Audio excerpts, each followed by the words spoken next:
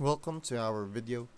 I'm going to tell you how to mirror your iPhone or Android onto Apple CarPlay.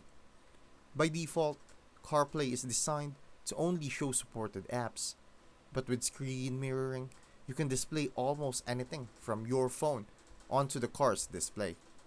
For iPhone, the easiest method is using third-party apps like CarBridge or CarStream, which let you mirror your full screen including YouTube, Netflix, or even Safari.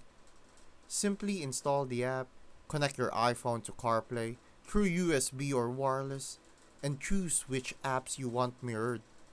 For Android, you'll need Android auto screen mirroring tools such as AA Mirror or CarStream, which work the same way.